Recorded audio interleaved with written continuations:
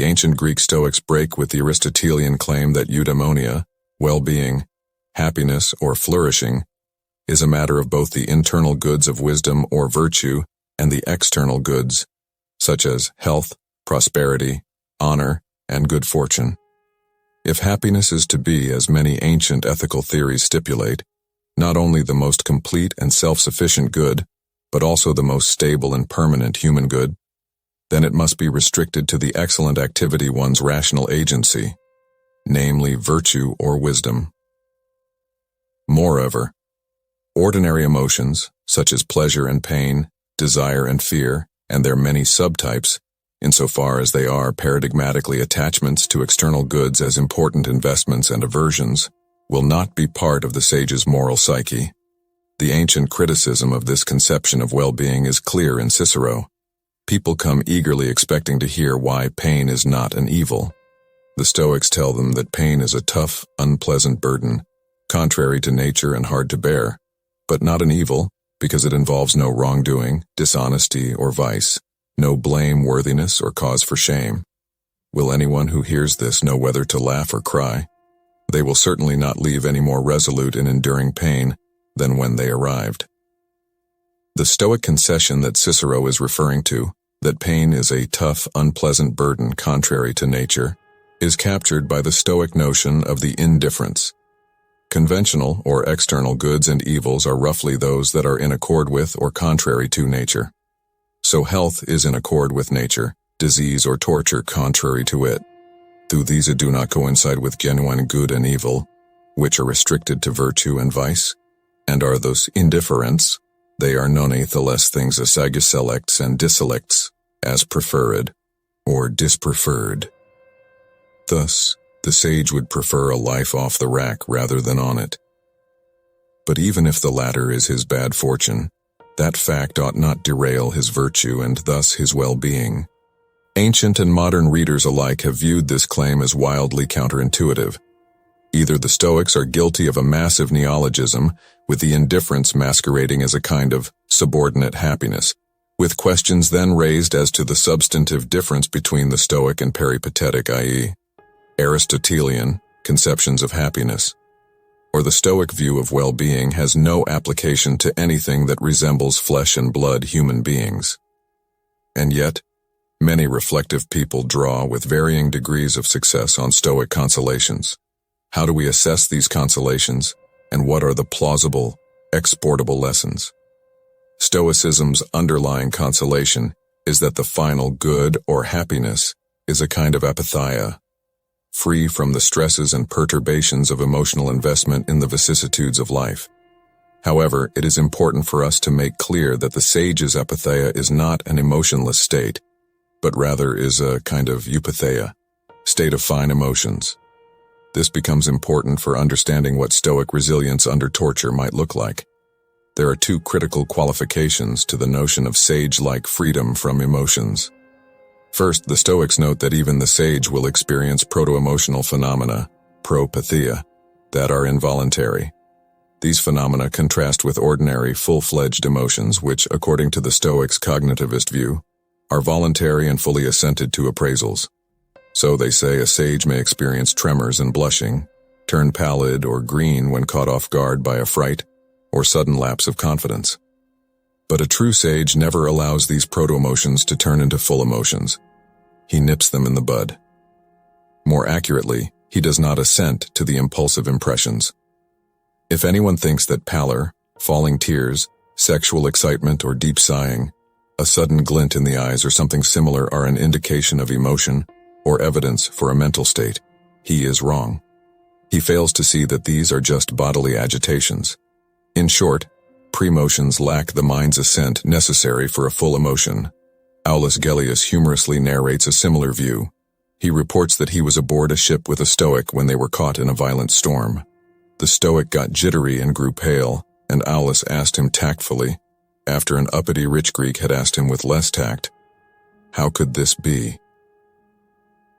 The eminent Stoic answered by appeal to the teachings of Epictetus, that even the mind of the sage must shrink and feel alarm at the occurrence of some terrifying sound or sight. But, he added, The sage never voluntarily assents to these impressions as genuine evils in the offing. He rejects and scorns them. He doesn't see in them anything that ought to excite fear. Second, a less noted but insightful source is Philo of Alexandria, b. 20 BCE, himself unlikely to have had direct familiarity with the writings of either Seneca or Gellius, and so, most probably, an independent source of earlier ancient Greek doctrine. Philo presents a version of the doctrine of proto-emotions in his exegesis of Genesis. He asks us to consider Genesis 23:2-3. This is the passage, recall, in which Abraham appears to grieve over the death of Sarah. Abraham came to bewail Sarah and to mourn. However, according to Philo's Stoic gloss, if Abraham is to be an allegorical non-paragon of the Stoic sage, then he cannot be grieving in the ordinary sense. So Philo stresses in his exegesis that since Abraham merely came there to grieve, he did not actually grieve. He had time, after being aroused by a seductive impression, to withhold full assent to the impression. But excellent and carefully does Scripture show that the virtuous man did not resort to wailing or mourning, but only came there for some such thing. For things that unexpectedly and against his will strike the pusillanimous man weaken, crush, and overthrow him. Whereas everywhere they merely bow down the man of constancy when they direct their blows against him, and not in such a way as to bring their work to completion, since they are strongly repelled by the guiding reason and retreat. Philo equally urges that the practitioner of devotional prayer should follow Abraham's model, and so it is not fitting for a man devoted to moral excellence to stand fixed in prayer when something happens against his will or to be entirely rapt and moved and drawn toward this, but he should somewhat gradually go toward it and retire before the end is reached. Q. Gen 4, 7-3. So, at those moments when the devotee of virtue begins to be aroused by anger, grief, fear, or in the case at hand, the piety of prayer, if sufficiently advanced in moral progress, he can resist and reinsert his agency. In the above passage, Philo explicates in the language of physical movement, to go toward but retire before reaching. In other places, he makes clear that the giving of assent is what is critical. Thus in Genesis 17, Abraham laughs when he thinks to himself, seems to be pointing to a kind of torture that has as a principal function spectacle and the show of power. Perhaps this, or torture primarily for the end of satisfying the sadistic needs of the torturer, is harder to endure than torture for the purpose of extracting intelligence, where the victim may believe, correctly or not, that he has some control in stopping the torture. Also, Seneca would have us believe that torture that introduces novel methods, which one could not in any way physically or psychologically pre-rehearse, would leave one less resistant. This seems to make sense. But the critical point is that he seems to acknowledge that some impressions of dread lead not only to jolts and shocks, but full-blooded terror in the most resistant person. Even if the responses are involuntary, in the sense that impressions are not assented to as representing genuine evils, they nonetheless grip, last, and are not easily thrown overboard. While the Stoics introduce proto-emotions as a way to marginalize counterexamples of wayward emotional arousal, they introduce good emotions, or eupatheiai, as a way positively to insert types of emotions that are consistent with and constitutive of a sage's calm life. Good emotions are the cultivated emotions that track recalibrated values and that replace ordinary emotions. Thus, the sage is not insensible, but moved by a new, more equable kind of feeling. The new emotions correspond in rough taxonomic type to the old emotions. So the Stoics carve ordinary emotions into four basic genera: desire and fear, pleasure and distress. These and their many subspecies are responses to apparent goods and evils in the offing, as in the case of desire and fear, or apparent goods and evils in the present, as in the case of pleasure and distress. The eupathic versions are meant to retain some of the feel of emotions, but without their excess and misappraisals. They are experienced as calm, equable, smooth and fully rational, or consistent. More specifically, in lieu of fear will be caution, eulabeia, described in some texts as well-reasoned shrinking or avoidance, eklysis. In lieu of desire will be rational wish, bouleusis, described as well-reasoned stretching or desiring, orexis, in lieu of pleasure, will be joy, chara, or well-reasoned swelling, eparsi. Significantly, there is no correlate to distress in the new taxonomy. And why? Cicero suggests that the sage, constitutionally, can do no evil, and so will you, exceeding fear, from evils which are either present or expected, so that men are either grieved at unexpected evils actually pressing upon them, or are kept in suspense, and disquietude, and fear with respect to those which are impending. But the nature of God is free from grief, and exempt from fear, and enjoys an immunity from every kind of suffering, and is the only nature which possesses complete happiness and blessedness. 21. We may wonder about the appropriateness of laughter, divine or not, as a response to the demand to sacrifice a child. But that aside, what seems unequivocal is that torture is hardly the occasion for laughter. And so what of the normative position that a sage exhibit only equable, calm emotions, no fear or pain distress, in enduring torture? As we noted earlier, there is nothing in a sage's moral psyche parallel to a non-sage's regret, remorse, or shame. Moral distress, understood as a reaction to voluntary wrongdoing or the misuse in some way of one's will, is simply not within the sage's constitutional capacity. For as a part of his moral trajectory and achievement, he will have outgrown the capacity for wrongdoing and misuse. Obviously, this restricted conception of distress leaves to the side the wide swath of ordinary distress feelings that seem rightly to record moral outrage or anger in response to the wrongdoing of others and to the suffering of innocence. Equally, it leaves to the side a sense of pained pity and empathy at tragic suffering in general. The absence of these emotions sharpens the picture of the sage. He will not invest in what lies outside his rational will, or its exercise, or that is a clearly util use of it. True, if there are things that he or others can do to ameliorate suffering or right injustice, then he will rationally desire them, and this, boulezi, will be the appropriate attitude informing and propelling such action. He will not require any extra oomph from distress, which in any event by stipulation he is not entitled to feel. And two, he will properly feel rational caution, labea, warning him of any stray temptations that might lead to moral transgressions, or prudential missteps along the way. Additionally, like Abraham and Sarah, he will likely feel rational joy, kara, even laughter, supervening on his goodness.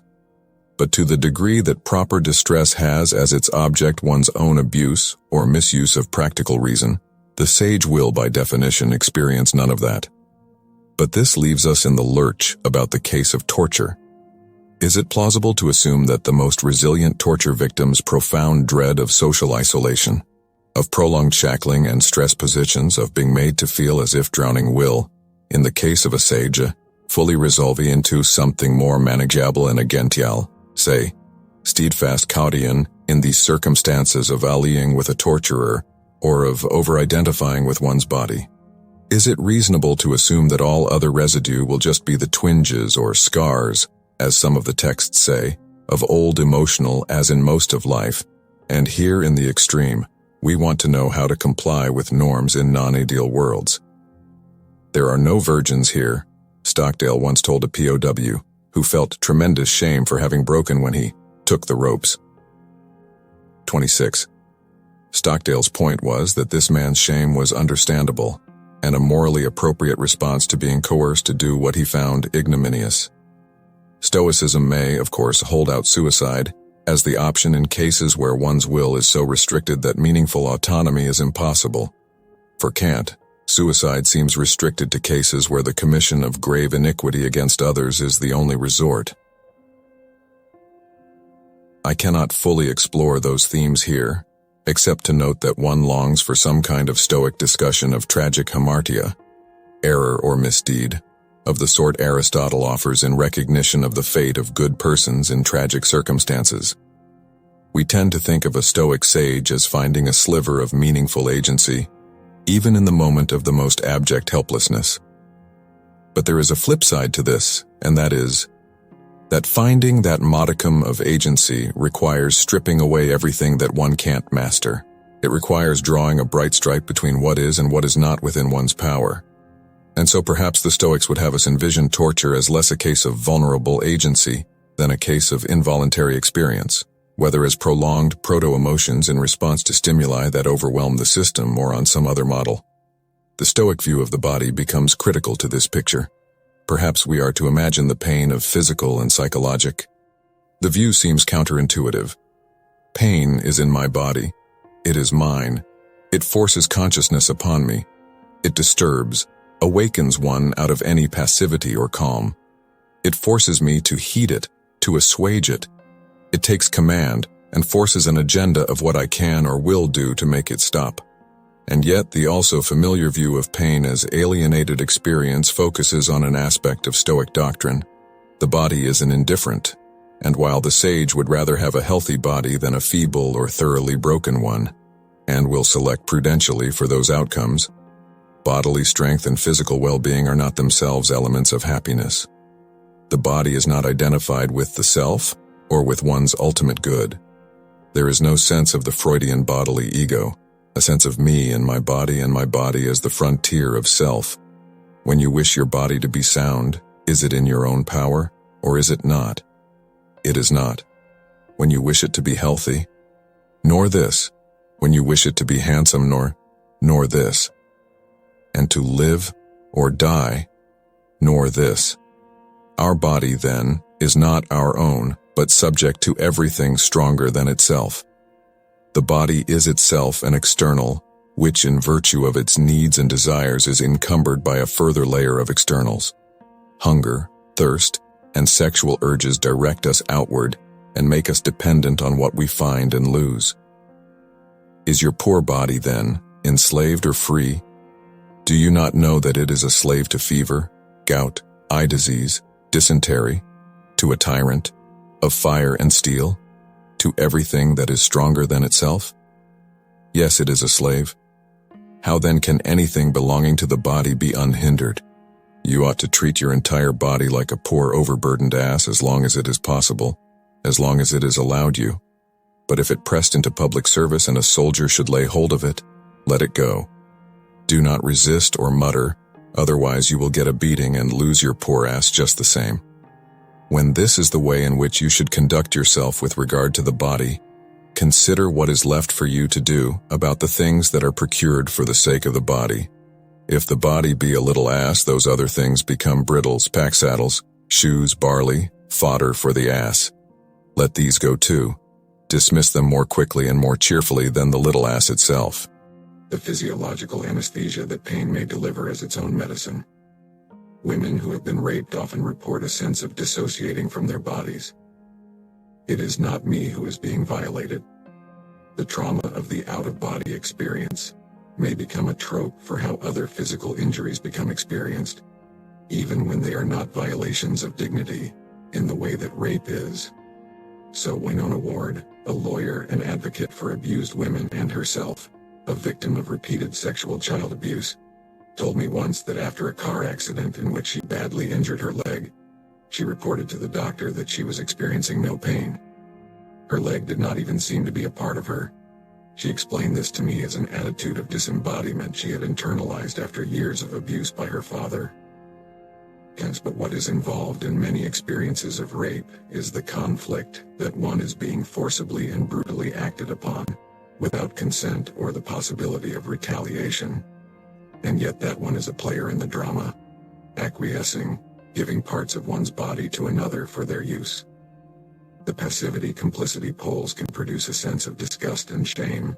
Disgust at the alienated and polluted body that can long retain the marks of a rapist's will, and shame that through comportment, appearance, gesture, plan of route, one was an agent in the act, however compromised that agency. In other cases, the shame is not so much about complicity as a failure, sometimes viewed by self as culpable, to block any sign or impression of complicity, e.g. as expressed in such thoughts as, one could have or should have been able to resist in some way. Torture can reveal a similar inner conflict. In addition to the physical and psychological pain of torture, there is the anguish of experiencing oneself as complicit in one's own torture. One may view oneself as accepting the terms of that existence and at once a resistor and a subscriber, or ally in one's own torture. Here I think about the voice of a freed Guantanamo detainee from the UK, who explained, in a historic moment of actually hearing the voices of Guantanamo, the kind of actions that landed him in solitary isolation for a month. He had been punished for hogging an apple at mealtime. He hogged it, he explained. The implication is that some types of acquiescence to the torturer's omnipotence will not be self-annihilating. Others may. It is a matter of picking and choosing one's battles. But of course the choices aren't always one's own, and some moments pick themselves and one colludes without particular caution or wariness. So Timerman tells of a guard passing in front of a Jewish male prisoner, standing naked, with his circumcised penis exposed to the torturer's gaze. A guard passes in front of an elderly Jew and makes a joke about his circumscribed penis, his clipped prick. The Jew smiles too and blushes, as if apologizing. Or at least that's how it strikes the guard, who dismisses it with a gesture. The old man looks at me, again blushes, and I have the sense that he is trying to explain things to me. 67. 2 successive glances, almost simultaneous. The guard imagines he's being asked forgiveness. I imagine that I'm being implored to understand. The guard forgives him. I understand him. 67. The glimpse is painful, though if lines can be drawn, this is more a scene of degradation than torture, by most definitions. It is not a scene of abject helplessness, neither in the face of violent physical abuse, nor in the face of extreme psychological stressors, as in being exposed to constant loud music or screaming, or short-shackled to the floor with unmuzzled dogs barking at one's face, or submerged in water and made to feel as if one is drowning. Rather, it is a scene in which an elderly man is publicly exposed, has no fig leaf to cover his naked appearance, and in this moment, takes on the guard's view of his corporal depravity. He apologizes for his clipped prick, he asks for forgiveness, and then he asks his fellow Jew to understand his shame and betrayal. We can imagine moments like this outside the context of torture. They are moments of shame and humiliation, more generally, moments where, again to appeal to Velleman's model, one has lost or been compromised in the ability adequately to control one's public persona. In the case of torture, the means of self-presentation are thoroughly compromised. One is at the mercy of another's vow. It would seem, then, that a broadly Stoic view still leaves a torture victim vulnerable to being forced to use one's agency against oneself in the most degrading ways. To claim that this is viable mastery, just because it is active use of one's will, is a perversion of what mastery is about. In this sense, Stoic armor has its limits. Perhaps not surprisingly, Stoicism's more durable lesson may be in averting the temptation to inflict torture rather than in enduring it in a bulletproof way. The point seems an obvious one, but in closing I want to say a few words. It might be argued, and has been argued, that a training in Stoicism where one learns to toughen oneself up, suck it up, to put it less politely, in the face of pain and deprivation is a good training ground for torture. In a contemporary version of the argument, some have claimed that training in torture resistance schools, of the sort many soldiers and special operations forces go through, such as at Fort Bragg's SEER, survival, evasion, resistance, escape, school, is at once a training in becoming a torturer. It is easy to see the flaw in this argument, but it is worth pointing it out in Stoic terms. Stoicism teaches toughening and detachment from the body, not so that one can become indifferent to intentionally inflicting harm on others, but so that one can better endure one's own frailty. Of course, one may always use any skill for good or ill. This is a cornerstone of Socratic teaching. The Stoics are committed to the related thesis that indifference or indifference precisely because they are not unconditionally good or evil in their own right. Their goodness is conditional and must be regulated from outside by virtue or wisdom. The point is a general one. The skills of resistance in the hands of the wrong person can lead to torture. So too, the medical science of trauma in the hands of a psychologist advising on torture can become a tool, not of healing, but of harming. The Stoics are far from simple-minded, about the challenge of subordinating goods to the work of virtue. Indeed, here is where Stoic notions of the attitudes and emotions of virtue, the equable emotions, so to speak, may play their strongest role. A good person feels and registers the pull of institutional pressures and the forces of others' evil. But for her, it is a moment to beware and to be wary, to take stock, rather than to be afraid or capitulate to those pressures. It is a moment to hold tight to one's virtue. You can control nothing other than your own attitudes, values, and efforts directed at mental discipline. The rest of the world is as it is, will be as it will be, and unfolds as it does with or without your consent. This is as it should be. Indeed, this is as it must be. You have enough to contend with just governing your own thoughts and actions. Your consciousness and your will are more than enough to keep you busy, engaged, and challenged. Master yourself, administer your affairs, discipline yourself, and you will have accomplished more than most ever dare. This is your only purpose. Are you not ashamed to allow the events of the day to throw you off balance? What business is it of yours if lives begin or end, warfare erupts here or peace is restored there, economies shudder, earthquakes strike, or storms beat down upon the land? Will it all to be otherwise if you can? What answers directly to the exertion of your will?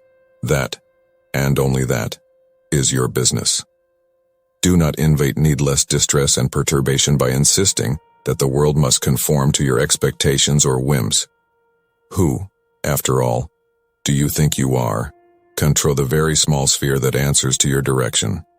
As for the rest, cultivate gratitude for the opportunity to draw breath and take part in a life that you never earned. Other people are not yours to control. You may speak to them, cajole them, debate them, show them evidence, present them with the dictates of reason. You may even threaten them, but their minds are their own. You invite needless frustration, anger, animosity, and discontent every time you insist that they must agree with you or respect you or love you, or adopt any particular cast of mind. Their will is beyond your direct control. Make your best efforts to assist them, if it seems reasonable to do so, but do not allow your contentment to depend upon anyone else's mental state or other measurement of well-being. The world will have its way with all of us. The story of every human life ends in that human's death. To resist or resent this is childish folly.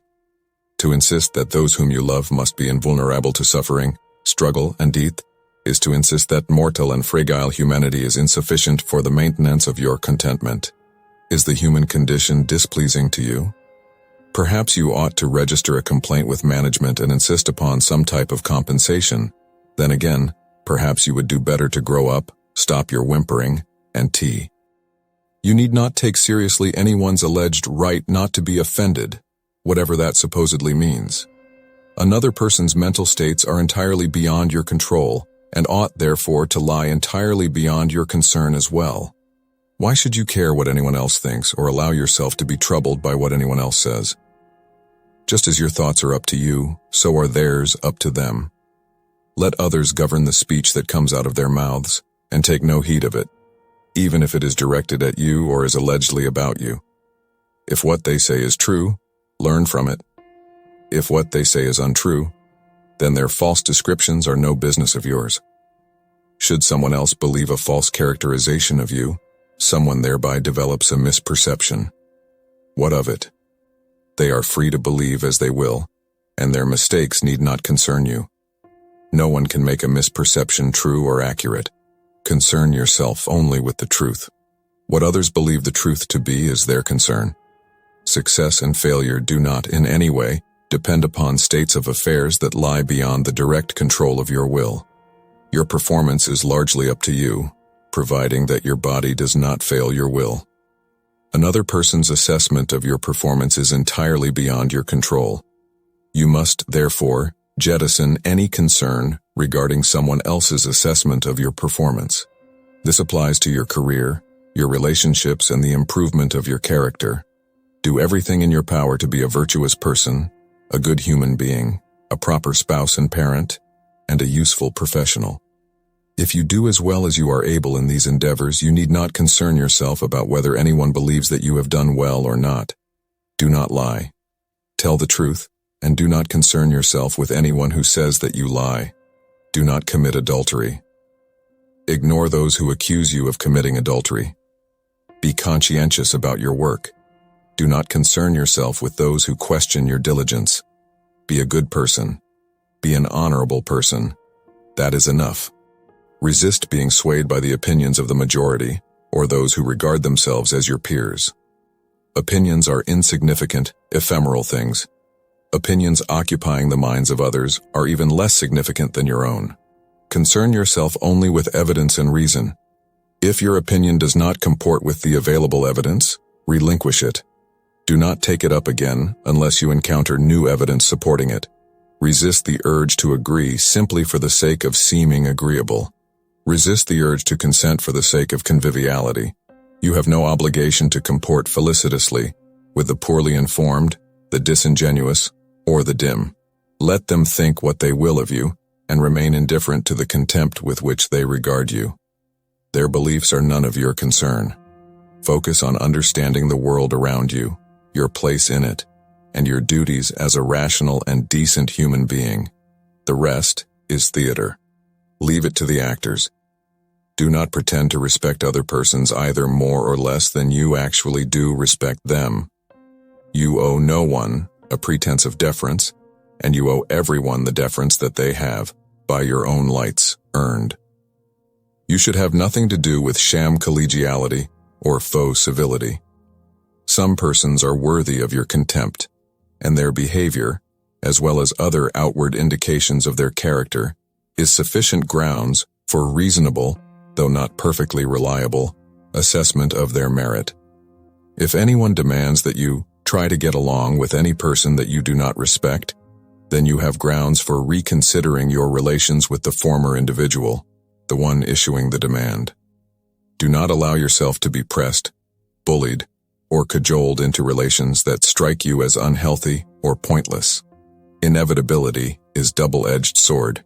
You may perceive that a particular change is both inevitable and not at all worthy of celebration. Indeed, the inevitable can be, and often is, quite repugnant.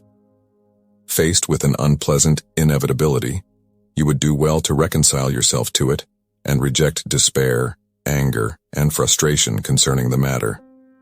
This is not tantamount to surrender. The inevitable is not necessarily bound to be permanent or even particularly long-lived. That too shall pass away. Endure it as best you can. Keep searching for an opportunity to make some change should the chance to do so arise. Do not insist upon this chance arising. Do not peg your contentment to this opportunity, but prepare yourself so. You see your nation and its culture in precipitous decline. Both appear to be moribund and well beyond salvation. Certainly, both are well beyond the sphere of your direct control. Your will is impotent beyond the direction of your thoughts, your actions, and your decisions. What then will you do with your life and your share of allotted time? Remember that you do not know how much that share will turn out to be. You also have no idea how long your nation, or Western culture at large, are likely to endure. These are yours only in the sense that you were born into them. They are not yours to control. You had no hand in creating either. Do not cling to a dying enterprise. Be prepared to jump before the vehicle goes over the cliff. There appears to be relatively little time left. The time for what you had previously held dear has almost certainly elapsed.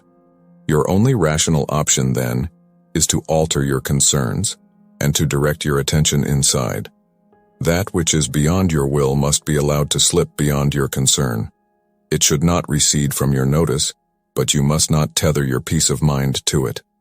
The world will have its way. The world, indeed, must have its way. It is not your place to grumble against the course of events. It is not your place to grumble at all. Adapt or take your place in the implosion. To love others is noble, but to despair at their mortality and fragility is nothing but an invitation to needless suffering and impotent anxiety. Do not become overly hard-hearted, but do not deny your limitations with respect to your ability to secure the well-being of your loved ones. The world is brutal and pitiless. Do not insist upon the contrary. everyone about